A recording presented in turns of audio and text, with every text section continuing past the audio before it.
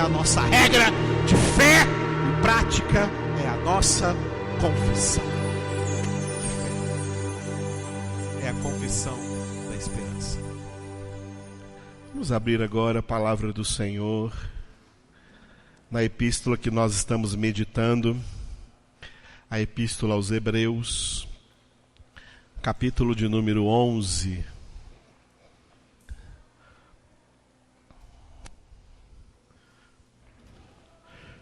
Nós vimos que esse capítulo 11 ele é o desenvolvimento do quarto bloco e nós vamos encerrá-lo nessa noite. E aí sábado vamos começar o quinto e último bloco com os capítulos 12 e 13. Nós vimos aqui a história, o testemunho de vários homens e mulheres de fé da antiga aliança, do Antigo Testamento. E agora aqui do versículo 32 para frente, o autor resume toda essa história antiga com as seguintes palavras que nós vamos ler juntos aqui. Hebreus 11, nós vamos ler juntos do 32 ao 40. Glória a Deus. E que mais direi? Certamente me faltará o tempo necessário para referir o que há a respeito de Gideão, de Baraque, de Sansão, de Jefté, de Davi, de Samuel e dos profetas, os quais, por meio da fé, subjugaram reinos, praticaram a justiça, obtiveram promessas, fecharam a boca de leões, extinguiram a violência do fogo, escaparam ao fio da espada, da fraqueza tiraram força, fizeram-se poderosos em guerra, puseram em fuga exércitos de estrangeiros, mulheres receberam pela ressurreição os seus mortos, alguns foram torturados, não aceitando o seu resgate, para obterem superior ressurreição. Outros, por sua vez, passaram pela prova de escárnios e açoites, sim, até de algemas e prisões. Foram apedrejados, provados, cerrados pelo meio, mortos a fio de espada, andaram peregrinos, vestidos de peles de ovelhas e de cabras, necessitados, afligidos, maltratados, homens dos quais o mundo não era digno, errantes pelos desertos, pelos montes, pelas covas, pelos antros da terra. Ora, todos estes que obtiveram bom testemunho por sua fé, não obtiveram, contudo, a concretização da promessa, por haver Deus provido coisa superior a nosso respeito, para que eles, sem nós, não fossem aperfeiçoados. Aleluia. Todos esses personagens citados aqui pelo autor dessa epístola aos Hebreus, no capítulo 11, a maioria deles nós vimos aí um por um, e depois ele faz um resumo aqui no final, dizendo que faltaria até o tempo se fosse falar de todos. Nem todos estão nem aqui citados nominalmente, alguns estão aqui citados nominalmente, mas muitas pessoas de Deus viveram no Antigo Testamento, na época antes de Cristo, como também muitas pessoas já viveram nessa época agora na qual nós estamos, depois de Cristo, e muitas pessoas de Deus estão vivendo hoje sobre a face da terra, esperando a segunda vinda do Senhor e se preparando através da santificação. Eu separei e coloquei bem ali naquele slide um texto, uma frase que está até entre parênteses, mas essa frase, apesar de estar entre parênteses, ela faz parte do texto original. O parênteses aí é apenas para dar uma ênfase no que a frase está dizendo. Que todos esses homens de Deus são, repita a frase, homens dos quais o mundo não era digno.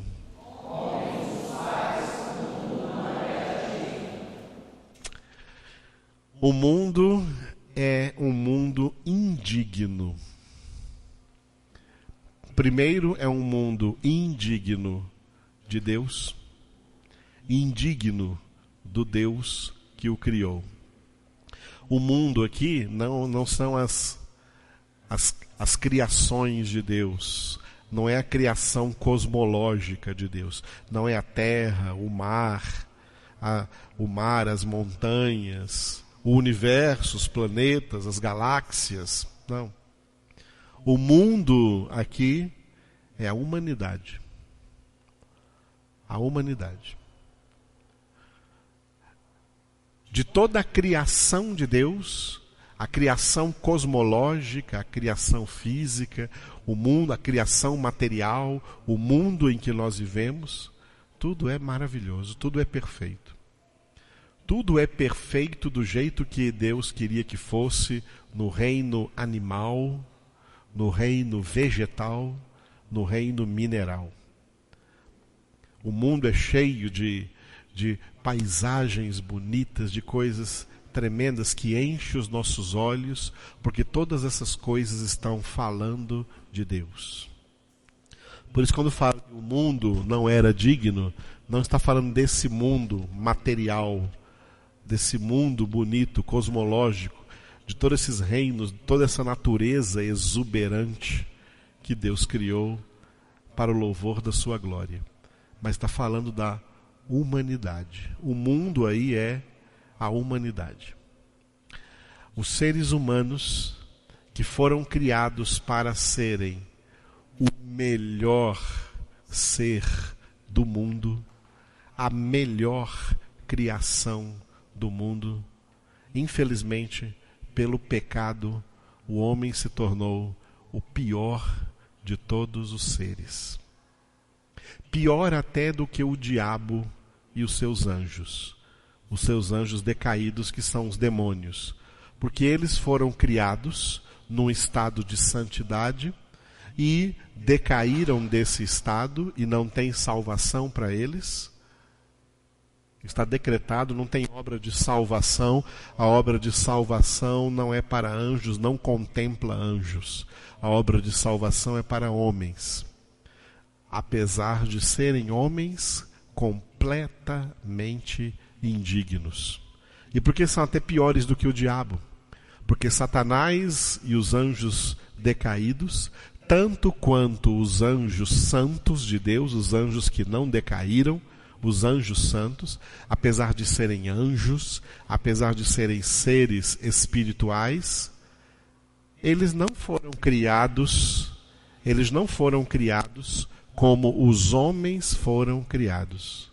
E que nós lemos lá no primeiro capítulo da Bíblia, em Gênesis 1:26, quando Deus disse: façamos o homem à nossa imagem, conforme a nossa semelhança. Os animais não foram feitos à imagem e semelhança de Deus. Os vegetais não foram feitos à imagem e semelhança de Deus. Os minerais não foram feitos à imagem e semelhança de Deus. Foram todos feitos por Deus. Os anjos não foram feitos à imagem e semelhança de Deus, mas foram feitos por Deus. Mas o homem foi feito à imagem e semelhança de Deus. De toda a criação, o homem, os seres humanos deveriam ser os seres principais, essenciais, mais belos, mais bonitos, que mais manifestariam a glória de Deus, que mais manifestariam quem é o seu Deus. E por causa do pecado, aconteceu exatamente o oposto. O ser humano é onde a gente menos vê Deus no mundo. A gente consegue ver Deus em toda a criação. Ver a glória de Deus em toda a criação.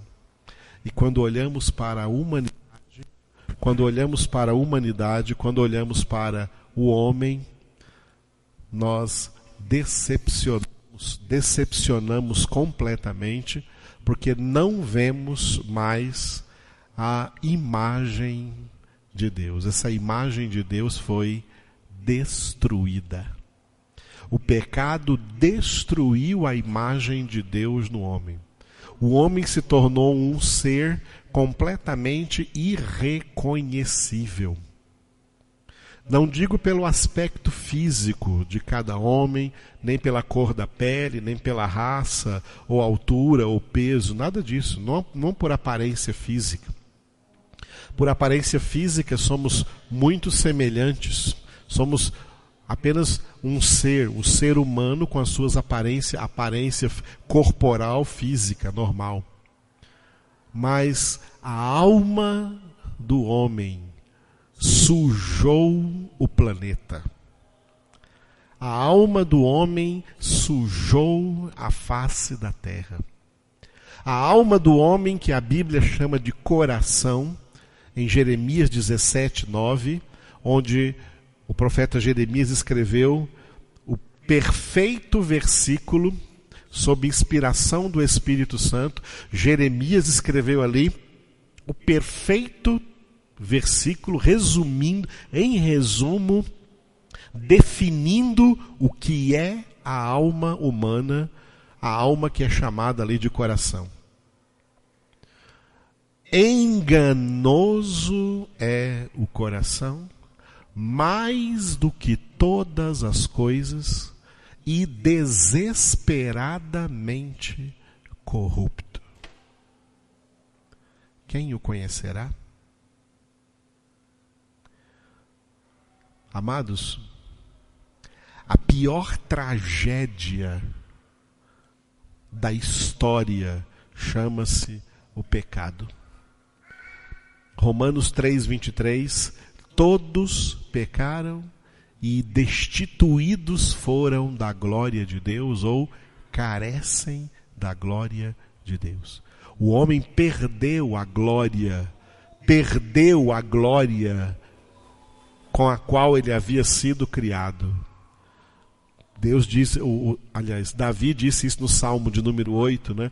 Quando Deus fez o homem, de glória e honra o coroaste. A glória e a honra com a qual Deus havia coroado o homem era sua imagem e semelhança. O homem perdeu essa glória e agora o homem carece da glória. Carecer da glória, carecem da glória de Deus, não estava só da glória celestial, de ir lá para o céu, não, do lugar glorioso que é a glória, não. Perdeu as características que provavam que o homem havia sido criado diferente de todas as demais criaturas, porque havia sido criado à imagem do seu Criador, à imagem do seu Deus. O homem perdeu essa glória. O homem se tornou um ser que não dá para se definir. Não dá para chamar nem de bicho. Porque os bichos, que são os animais, eles não foram criados à imagem de Deus, mas eles não têm nenhum pecado. Os bichos não pecam. Então não dá para chamar os homens de bichos. Eles estão abaixo dos bichos. Estão abaixo dos animais. O mundo em que nós vivemos se tornou uma gigantesca lata de lixo espiritual. As almas humanas estão um lixo. Não pode existir o que muita gente diz por aí de fé na humanidade. Não dá para crer na humanidade, não. A humanidade não é confiável. Não existe fé na humanidade. Não existe esperança na humanidade. Quem ainda tem fé na humanidade está com uma fé errada. Quem ainda tem esperança na humanidade está com uma esperança errada e frustrada e falida, porque essa humanidade não tem esperança. Esse discurso que eu estou falando aqui com vocês nessa noite não é um discurso pessimista. É um discurso realista. Essa é a visão, é a forma como nós enxergamos o mundo através das lentes da palavra de Deus, através da Escritura Sagrada. O homem que medita na palavra de Deus de dia e de noite, ele recebe a real visão do mundo. A palavra de Deus traz para nós as visões reais de muitas coisas. Em primeiro lugar, a palavra de Deus traz para nós a visão real de quem é Deus. A palavra de Deus traz para nós a visão real de quem somos nós. E a palavra de Deus traz para nós a visão real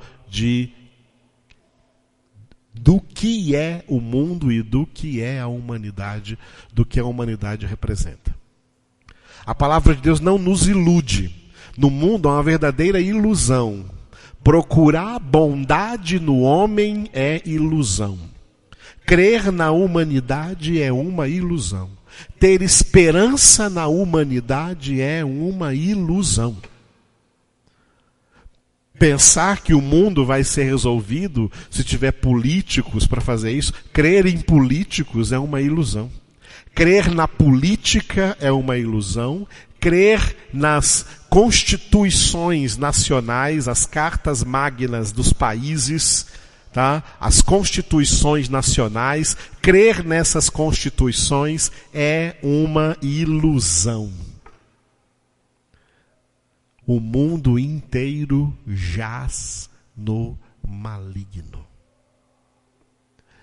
E é por isso que a Escritura diz que homens, o plano da salvação acontece em homens que Deus, e só Ele tem poder para fazer isso, resgata dessa situação de decadência humana. Quem são os salvos? Os salvos de todas as épocas do Antigo Testamento, que são citados aqui em alguns exemplos, em Hebreus capítulo 11, e também os salvos da Nova Aliança, são pessoas que são resgatadas desse estado de decadência total da humanidade. Amados, a humanidade é decaída. A nossa fé não está na humanidade. A nossa fé não está nas pessoas. A nossa fé, a fé verdadeira, está só em Deus. Em Deus nosso Pai, em Jesus Cristo, Filho de Deus, e no Espírito Santo de Deus.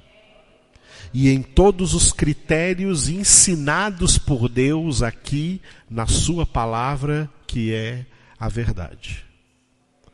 Quando nós temos essa fé, que é dom de Deus, é porque fomos alcançados pela obra da salvação.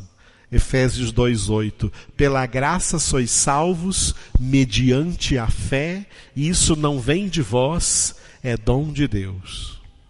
Só Deus muda a situação da vida de uma pessoa quando Deus opera nela o que Paulo escreveu em Colossenses capítulo 1, versículos 13 e 14. Ele nos libertou do império das trevas e nos transportou para o reino do Filho do seu amor, em quem temos a redenção, a remissão dos pecados. O mundo inteiro jaz no império das trevas. A humanidade toda jaz no império das trevas. As trevas é que dominam sobre eles. Os salvos são aqueles que foram arrancados dessa realidade espiritual nefasta, terrível, e transportados por Deus para uma nova realidade espiritual, o reino do Filho, onde recebemos perdão de Deus, onde recebemos purificação dos nossos pecados pela palavra de Deus, e onde somos colocados num estágio vitalício de santificação, para que possamos ver a glória de Deus. Todo o resto da humanidade continua sendo lixo. E quando eu disse que a humanidade é uma lata de lixo gigante, o planeta Terra é uma lata de lixo gigante, porque esse lixo é a humanidade pecadora, é a humanidade decaída. E quando Jesus fala do estado de eterna condenação, ele fala da Geena. Lembra dessa palavra bíblica? Geena, a Geena de fogo. Geena, na verdade em hebraico é Geena. A Geena era um antigo incinerador de lixo que havia em Israel. O lixo era incinerado naquele lugar que pegava fogo, chamado Geena. Jesus tomou aquilo como comparação para dizer que o lago de fogo e de enxofre, o lugar de eterna condenação, é semelhante a essa Geena. É um lugar de incineração de lixo, onde esse lixo chamado humanidade será incinerado eternamente. O fogo não apaga e o germe não morre. O verme não morre. O verme ali que Jesus fala, o verme não morre, é o verme da natureza humana, o germen da natureza humana, porque Deus criou o homem para viver eternamente. Deus criou o homem à sua imagem e semelhança para o homem existir para sempre. O homem é um ser imortal, ele vai existir para sempre. Os salvos vão existir para sempre no lugar de eterna salvação. Os condenados vão existir para sempre no lugar de eterna condenação, no lixo, na lixeira chamada Lago de Fogo e de Enxofre, na Geena chamada Lago de Fogo e de Enxofre, onde o seu verme não morre e o fogo não apaga, e por isso haverá eternamente choro e ranger de dentes, porque a humanidade virou lixo. E pior do que lixo, porque lixo hoje ainda pode ser reciclado e reaproveitado, mas a humanidade não pode ser reciclada e nem pode ser reaproveitada. Ela é lançada no lugar de eterna condenação, da onde jamais sairá, da onde não haverá mais recuperação, da onde não haverá mais salvação. Então o que acontece? Acontece que nós temos duas realidades espirituais. Uma, a humanidade, longe da conversão, longe de Deus, sem Cristo em seu coração, sem o Espírito de Deus, sem ter Deus como Pai, sem a palavra de Deus. Esse é o mundo inteiro que jaz no maligno, que jaz no império das trevas. Com a obra da salvação, Deus criou, junto a essa realidade terrível, Deus criou uma nova realidade. O reino do Filho, o reino de Cristo, o reino da sua palavra, o reino do evangelho, o reino da salvação. E o que Deus faz? Deus, tendo escolhido os seus eleitos para a salvação, ele vai lá no império das trevas e os tira daquela realidade terrível e os transporta para essa nova realidade espiritual que é estar em Cristo Jesus. Quando isso realmente acontece com uma pessoa, essa pessoa se transforma em alguém de quem o mundo não é digno.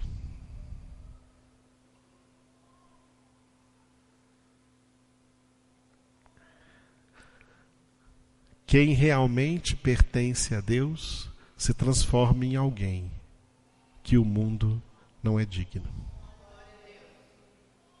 Porque quem realmente crê em Deus será diferente. Deixa-me colocar um advérbio aqui.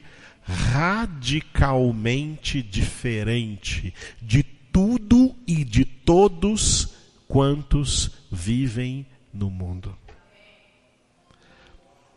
Quem é de Deus é radicalmente diferente de tudo e de todos quantos vivem no mundo. Podendo inclusive testemunhar a todos eles: eu era como vocês, eu pensava como vocês, eu agia como vocês, mas agora eu não sou mais como vocês porque Deus mudou a minha vida. Eu não penso mais desse jeito, eu não ajo mais desse jeito, eu sou uma pessoa diferente agora porque eu sou de Deus. Eu creio em Deus. Deus é o meu Pai.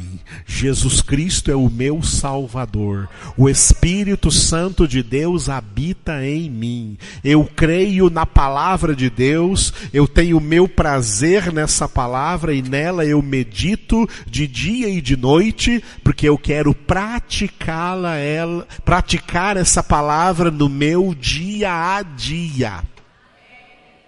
Edificando a minha casa sobre a rocha eterna que é Cristo Jesus. Por isso eu sou diferente. E o mundo se torna um lugar que não é digno da nossa presença. O mundo não é digno de homens de Deus. O mundo não é digno. A humanidade não é digna de ter recebido nessa terra tantos homens como os que nós vimos aqui em Hebreus capítulo 11, homens como Abel, como Enoque, como Noé, como Abraão, Isaque, Jacó, José, Moisés, Josué, mulheres como Sara, Rebeca, Raabe, Rute e tantas outras. São pessoas das quais o mundo não era digno. O mundo longe, jamais será digno daqueles melhores 33 anos de história da humanidade que esse mundo viveu, que foram os 33 anos, ou cerca de 33 anos e meio, que Jesus Cristo, feito homem, encarnado em figura humana, viveu na terra como o ser humano mais santo, o ser humano mais perfeito. O mundo não foi digno de que Jesus pisasse nesse mundo. A água que Jesus bebeu não foi digna de entrar no corpo dele. A água que Jesus se lavou não foi digna de lavar o corpo dele. Eu acho que era Jesus quem lavava a água quando ele tomava banho.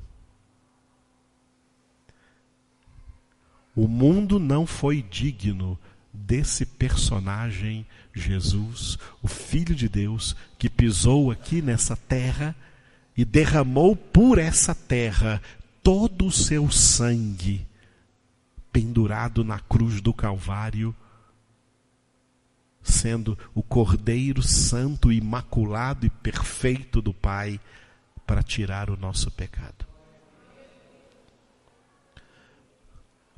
E o mundo não é digno de todos os que verdadeiramente são de Cristo Jesus. E tem que enfatizar isso, dos que verdadeiramente são de Cristo Jesus. Porque tem muita gente se passando por aí, ou querendo ser reconhecido que é de Cristo Jesus, mas são uma vergonha para o nome de Cristo, são uma vergonha para o Evangelho de Cristo. O mundo é digno deles. Mas homens e mulheres eleitos de Deus, os eleitos de todas as épocas, incluindo os eleitos da época de hoje, os eleitos são aqueles que ouvem a palavra de Deus e a praticam, que têm zelo pleno, radical e total pela sua santificação. Estes continuam vivendo de tal maneira que o mundo não é digno deles. Porque por causa do Evangelho, acompanhe comigo o que nós lemos aí em Hebreus capítulo 11. Por causa do Evangelho, começando do versículo 33, por meio da fé, diga essa frase agora, subjugaram reinos. O que significa para nós subjugar reinos? Significa declarar que nós não pertencemos, não somos governados pelos reis da terra. Nós temos um rei acima deles. Nós somos aqui na terra, Paulo disse, embaixadores em nome de Cristo. 2 Coríntios capítulo 5, Paulo coloca essa imagem.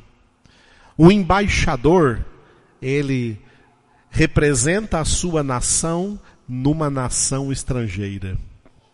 A igreja de Jesus Cristo, quando eu falo a igreja de Jesus Cristo, não me refiro a igrejas denominacionais, mas a igreja eleita, a comunidade dos eleitos, a comunidade dos salvos.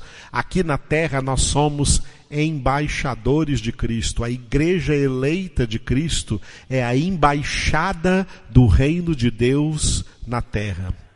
Nós subjugamos reinos, porque todos os reinos da terra estão abaixo do reino eterno de Deus. Não somos representantes dos reinos da terra. Somos representantes do reino que é maior do que todos os reinos da terra, do reino de Deus. Isso significa ser embaixador. O embaixador de qualquer país aqui no Brasil, ele continua sujeito às leis do seu país, e até a embaixada onde ele mora e trabalha é considerado território do seu país. E ele só está aqui no Brasil, representando no Brasil o seu país, a sua nação de origem. Assim também nós que somos de Deus, só estamos na terra representando a nossa nação de origem, o reino de Deus. Somos cidadãos do reino de Deus vivendo na terra. Vivendo, no nosso caso aqui, no meio da cidadania brasileira. E no meio dessa cidadania brasileira, nós nos envolvemos pelo trabalho, pelo estudo, pela formação de nossas famílias. Nós vivemos aqui. No entanto, não somos daqui.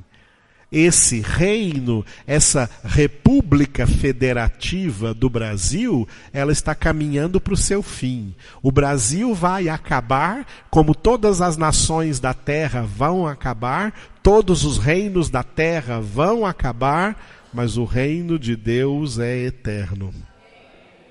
Portanto, somos cidadãos do reino. Subjugamos reinos aqui na terra nesse sentido. Nenhum reino da terra tem mais poder do que nós temos em nossas mãos. O Evangelho é o poder de Deus para a salvação de todo aquele que crê.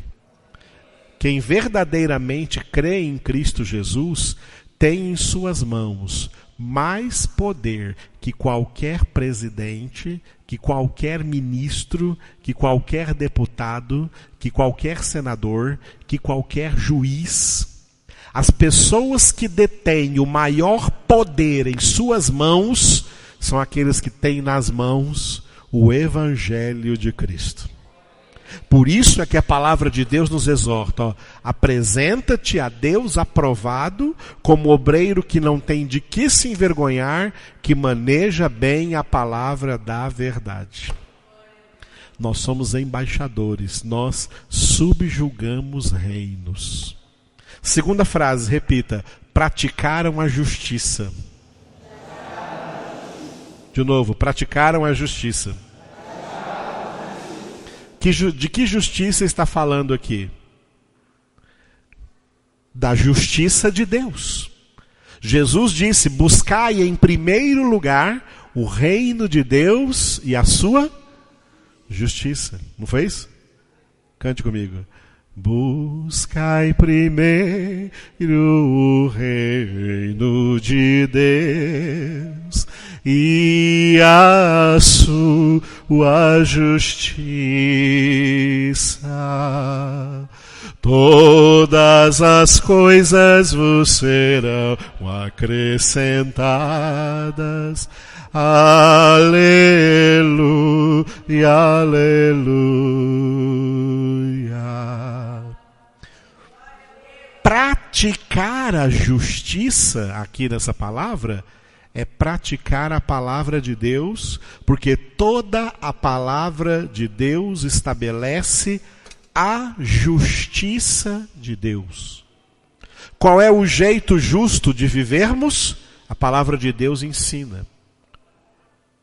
Quais são os pensamentos justos que devemos pensar e tê-los aqui na nossa mente? A palavra de Deus. Quais são as palavras justas que devemos dizer para quem quer que seja? A palavra de Deus, que deve encher o nosso coração, para que quando a nossa boca fale daquilo que transborda do coração. A palavra de Deus, ela é justa. Nós estamos aqui para praticar essa justiça. A justiça da terra é falível e falida. A justiça dos homens, ela é corrupta, corruptível e corruptora. Pode ter juiz aí de toga, muito bem respeitável na nação, porque ocupam um cargo importante no poder judiciário, e é Deus que os colocou também nessa posição. No entanto, a justiça que eles têm nas mãos para trabalhar é uma justiça que é definida na Bíblia Sagrada, no livro do profeta Isaías, como trapos sujos de imundícia. Nós não confiamos, não cremos e não esperamos na justiça dos homens, na justiça terrena. Nós cremos e vivemos e buscamos a justiça de Deus. E a justiça de Deus é a santidade de Deus. Buscamos a santidade de Deus. Glória a Deus. Terceiro, obtiveram promessas. Vocês estão devagar aí? A primeira foi subjugaram reinos. Terceiro, praticar a justiça. Segundo, praticar a justiça. Terceiro, repita, obtiveram promessas. Nós obtivemos a maior de todas as promessas. eles obtiveram promessas muito secundárias, muito inferiores à nossa promessa. Por isso que no versículo 39, olha o versículo 39 aí, está dizendo que todos estes que obtiveram bom testemunho por sua fé, não obtiveram, contudo, a concretização da promessa. Então eles obtiveram promessas, mas não obtiveram, contudo, a concretização da principal de todas as promessas. A principal promessa da qual Deus nos fez beneficiários foi Jesus. De tal modo Deus nos amou que nos deu seu Filho Jesus. Aleluia. Nós obtivemos a maior de todas as promessas de Deus. Obtivemos Cristo. Obtivemos Jesus. Recebemos Jesus. E ao recebermos Jesus, recebemos o direito de sermos feitos filhos de Deus. E não nascemos do sangue, nem da vontade da carne, nem da vontade do homem, nascemos de Deus. Aleluia. Quarta coisa no versículo 33, diga: fecharam a boca de leões. Aleluia. Aqui nós nos lembramos de Daniel, né? Especialmente de Daniel na cova dos leões. O que representa isso para nós? O mundo inteiro. Hoje nós somos o Daniel e o mundo inteiro é a cova dos leões, famintos para nos devorar, mas pela nossa fé a boca deles é fechada. Ser de Deus é viver nesse mundo, debaixo do ódio do mundo, debaixo das ameaças do mundo, debaixo dos desafios que viver nesse mundo oferece, mas dizer assim, dizer com toda a convicção, como Davi disse no Salmo 26, o Senhor é a minha luz e a minha salvação. A quem temerei? O Senhor é o protetor de minha vida, diante de quem eu tremerei? Ainda que um exército se acampe contra mim, não temerá o meu coração. Ainda que se trave contra a minha guerra, mesmo assim terei confiança. E no 23 ele disse: ainda que eu atravesse o vale da sombra da morte, não temerei mal nenhum, porque tu estás comigo. Jesus, a promessa que obtivemos é aquele que diz: estou convosco todos os dias até a consumação do século. O mundo vos odeia, não ligue para ele não. Se o mundo vos odeia, sabei que odiou a mim antes do que a vós. Se fosseis do mundo, o mundo amaria o que era seu. Por isso tem muito crente aí que não é crente de verdade não, porque eles amam o mundo e o mundo ama eles. Se fosseis do mundo, o mundo amaria o que era seu. Como porém não sois do mundo, mas do mundo eu vos escolhi, por isso o mundo vos odeia. O mundo é a cova de leões, odiando-nos para nos devorar, mas pela fé, pela palavra de Deus, nós fechamos as suas bocas. Aleluia. Primeiro do versículo 34. Extinguiram a violência do fogo. Repitam. Nós nos lembramos dos 3 jovens na fornalha: Ananias, Azarias e Misael, que na época que estavam presos na Babilônia, tiveram seus nomes hebreus trocados por nomes babilônicos: Sadraque, Mesaque e Abednego.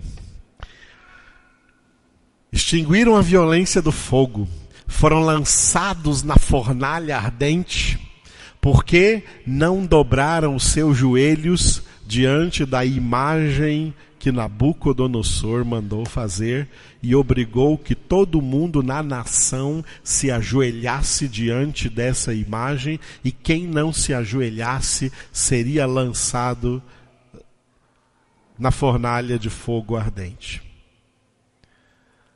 Ananias, Azarias e Misael declararam a sua fé diante de Nabucodonosor. Escuta aqui, ó rei Nabucodonosor, o nosso Deus é poderoso para nos livrar dessas chamas.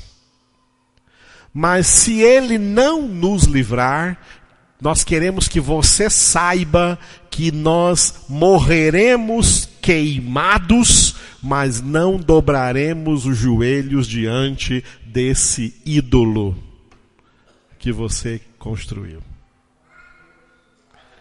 Isso, amado, é que são homens dos quais o mundo não era digno. E foram amarrados com as suas próprias roupas e jogados dentro da fornalha. E de repente Nabucodonosor olha para dentro da fornalha, que havia sido superaquecida para queimar esses 3 homens de Deus. E Nabucodonosor olha e vê 3 homens, aliás, 4 homens livres andando no fundo da fornalha de fogo. E o último deles parecia o filho dos deuses.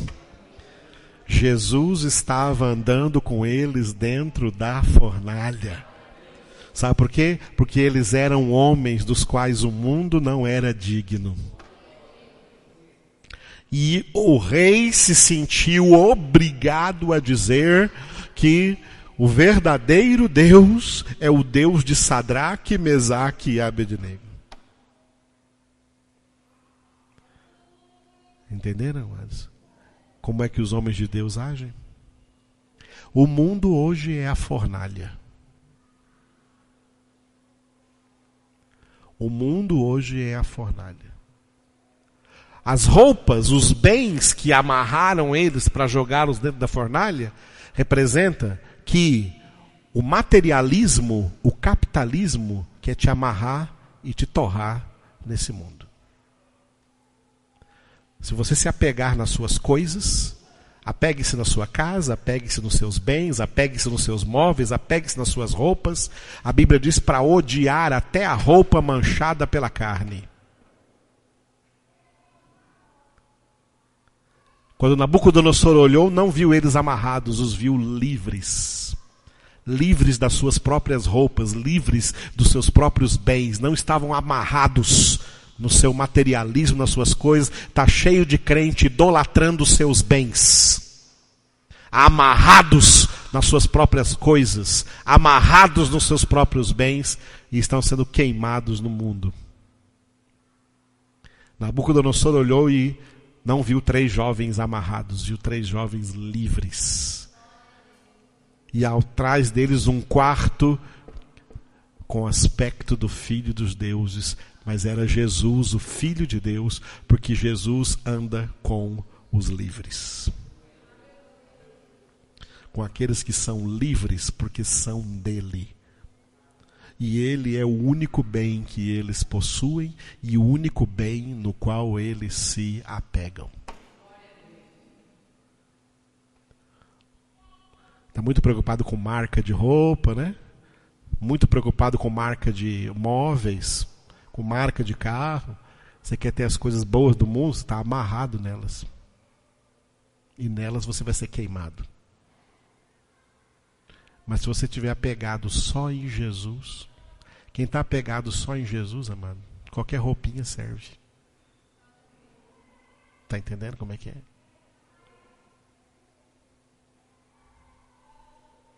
Nós lemos o livro do Provérbios esses dias. É melhor o bocado com paz do que uma casa cheia de carnes e intrigas e brigas e rixas. Quem é de Deus, amados, é diferente do mundo, porque o mundo inteiro jaz no maligno. Quem é de Deus vive diferente. E é assim que eles extinguem a violência do fogo. Segunda frase do 34. Repita comigo. Escaparam ao fio da espada. A espada maligna. A espada de dois gumes é a palavra de Deus.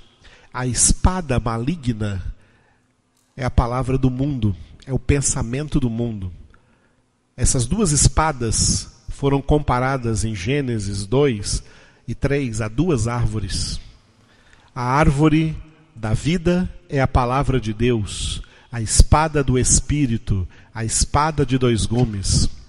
A árvore do conhecimento do bem e do mal, da qual o homem não deveria ter comido, Deus havia proibido a ele de comer, representa a espada maligna, a palavra do mundo, a ciência dos homens, a palavra dos homens, os pensamentos dos homens, que são iguais aos pensamentos do diabo. Quando Jesus chamou a atenção de Pedro e repreendeu Satanás que estava agindo, no qual Pedro estava sob a influência maligna naquela hora, Jesus disse: arreda, Satanás, tu és para mim pedra de tropeço, porque não cogitas, cogitar é pensar, não cogitas das coisas de Deus, mas das coisas dos homens.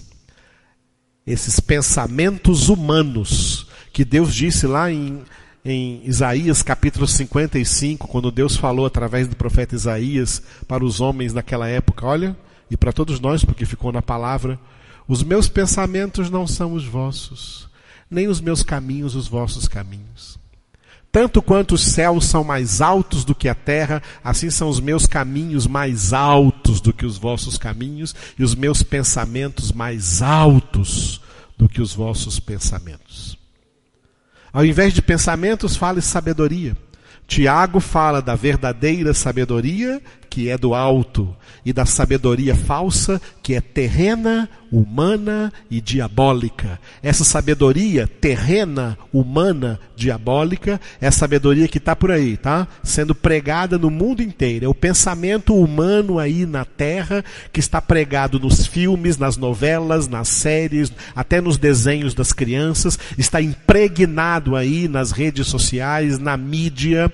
É o pensamento humano, é a espada, é o fio da espada, é a espada maligna com a qual o diabo mata as almas. Enquanto que a palavra de Deus dá vida às almas, só tu tens palavras de vida eterna. Aqueles que ouvem a palavra de Deus e nela meditam, eles têm a verdadeira espada, a espada do Espírito, são palavras de vida eterna que eles recebem, e assim eles escapam ao fio da espada maligna. Glória a Deus. Terceira coisa do 34, que bonita essa aqui, diga: da fraqueza tiraram força. Aleluia. Glória a Deus. A glória de Deus na obra da salvação se manifesta através de tirar força da fraqueza. Fazer de fracos fortes. Porque a graça de Deus é quem nos fortalece.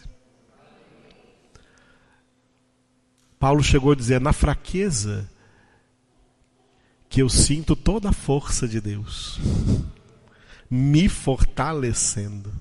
Tá? Me fortalecendo. Quem é de Deus, amados, não se abate na fraqueza. Quem é de Deus não se desvia na fraqueza. Quem é de Deus não sucumbe na fraqueza. Quem é de Deus tira força da fraqueza.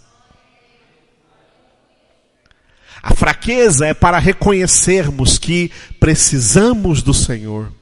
A fraqueza é a hora de dizermos: Senhor, sem ti eu nada posso fazer. Mas também está escrito: tudo posso naquele que me fortalece. É assim que da fraqueza de nossa natureza humana fraca, limitada, tiramos força, porque o Senhor é a nossa força. O Senhor é a nossa fortaleza. A alegria do Senhor é a nossa força. O Senhor é quem nos fortalece. E nós temos na palavra de Deus a ordem: fortalecei-vos no Senhor e na força do seu poder. E tremendo quando João diz até para jovens: vós sois fortes, a palavra de Deus permanece em vós e tendes vencido o maligno. Quem é de Deus não usa fraqueza como desculpa para dizer que caiu. Caiu porque é tolo, desviou porque é tola. Quem é de Deus é na fraqueza que ele se torna mais forte, porque a graça de Deus opera nele, porque Cristo vive nele, porque o Espírito de Deus está nele, porque a palavra de Deus está sendo escrita no seu coração, não com tinta, mas pelo Espírito do Deus vivente, não em tábuas de pedra, mas em tábuas de carne, isto é, em suas almas, para que eles sejam uma carta viva, escrita não com tinta, mas escrita pelo Espírito do Deus vivente. A carta viva de Cristo. O papel aqui é fraco, mas a palavra que está escrita nele é forte. A carta, o material é fraco. Trazemos esse tesouro em vasos de barro, para que a excelência da glória seja de Cristo e não nossa. É assim que da fraqueza tiramos força. Que maravilha, né, irmãos? Está me faltando tempo aqui para falar aqui. Fizeram-se poderosos em guerra, puseram em fuga exércitos de estrangeiros, mulheres receberam pela ressurreição os seus mortos, alguns foram torturados, não aceitando o seu resgate, para obterem superior ressurreição. Outros, por sua vez, passaram pela prova de escárnios, açoites. Eu me lembro que os crentes de hoje não aguentam um olharzinho atravessado. A fulano me olhou atravessado. Tá vendo? Aguentaram aqui, passaram pela prova de escárnios e açoites, sim, até de algemas e prisões, foram apedrejados, provados, cerrados pelo meio, mortos a fio de espada, andaram peregrinos vestidos de peles de ovelhas e de cabras, né? Roupinha de marca, né? Só crentinho com roupinha de marca hoje, né?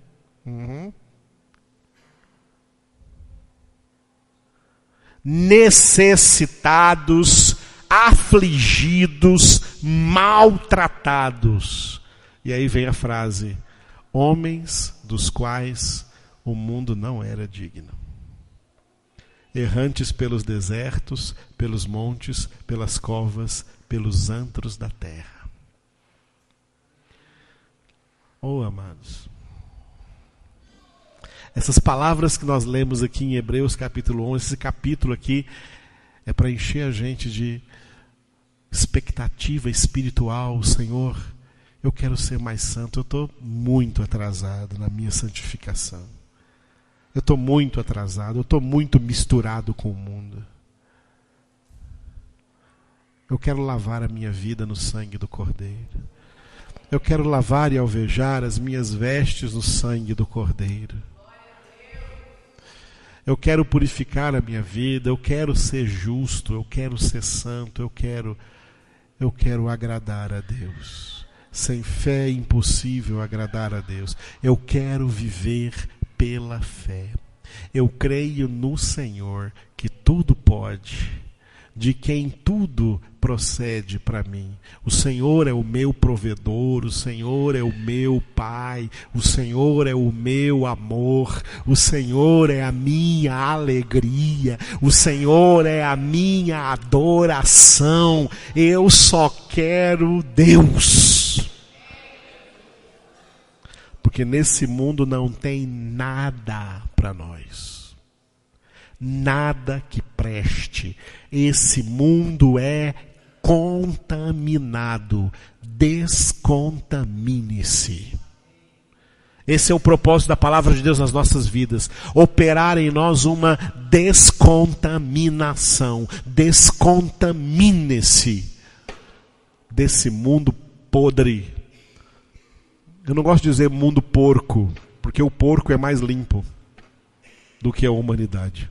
Esse mundo podre, fétido, e pode ter certeza que como o fedor, o odor do pecado subiu das cidades de Sodoma e Gomorra diante do trono de Deus e acionou a ira de Deus, o mesmo fedor pútrido desse mundo podre por causa dos homens, de seus pensamentos, palavras, desejos, ações, malícia. O fedor do mundo está subindo diante das narinas de Deus. E a ira de Deus está se completando para ser derramada sobre a face da terra. Último capítulo da Bíblia, Apocalipse 22, versículo 11. O injusto vai continuar na prática da injustiça e o ímpio vai continuar na prática da impiedade. Eles vão assim até o fim. Mas o justo persevere e continue na prática da justiça e o santo santifique-se ainda mais. Essa é a vontade de Deus. Esse é o plano de Deus. Que nós sejamos homens dos quais o mundo não é digno, porque nós temos o Senhor. Temos a maior riqueza, o maior tesouro que um ser humano pode ter na face da terra. É ser de Cristo Jesus e é ter Cristo Jesus.